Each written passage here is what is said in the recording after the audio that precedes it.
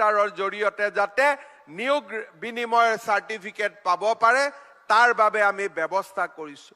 নিৰ্বাচনৰ সময়ত মই প্ৰতিশ্ৰুতি দিছিলো যে আমাৰ চৰকাৰ শাসনলৈ আহিলে আমি 1 লাখ ল'ৰা ছোৱালীক চাকৰি দিম। আজি আপোনালোকে দেখা পাইছে 40,000 ল'ৰা ছোৱালীক আমি চাকৰি দিলো। তামুলপুৰ বাক্সাৰ বহুত ল'ৰাই পুলিচত চাকৰি পালে, মোলৈ হোৱাটছআপ পঠাই যে দাদা আমি চাকৰি পালো বুলি। আজি আপোনালোকে যোৱা কেইদিনমান আগতে লাচিত দিৱস আমি পালন কৰিছিলো। বাক্সাৰ এছপিয়ে মোক ক'লে যে স্যাৰ আমাৰ ইয়াৰ প্ৰায় 300 জন ল'ৰাই কামাণ্ডো বেটেলিয়নত চাকৰি পাইছে, আমি তেওঁলোকৰো এটা প্ৰচেছন কৰাব খোজো। আজি আমাৰ বিটিআৰ অঞ্চলৰ ৰাইজে টকা পইচা খৰচ নকৰাকৈ চাকৰিৰ আজি মুখ দেখিব পাৰিছে।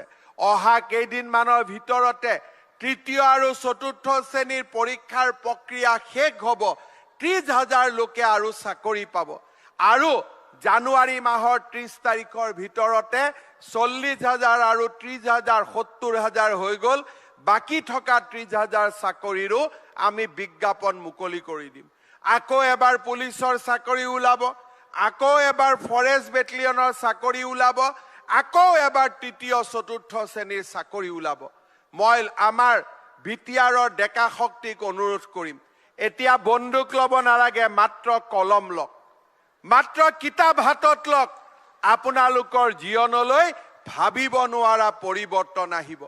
যি বিটিআৰত চলি থকা অন্যায়ৰ বিৰুদ্ধে আপোনালোকে যদি বন্দুক তুলি লৈছিল, সেই দিন পাৰ হৈ গ'ল।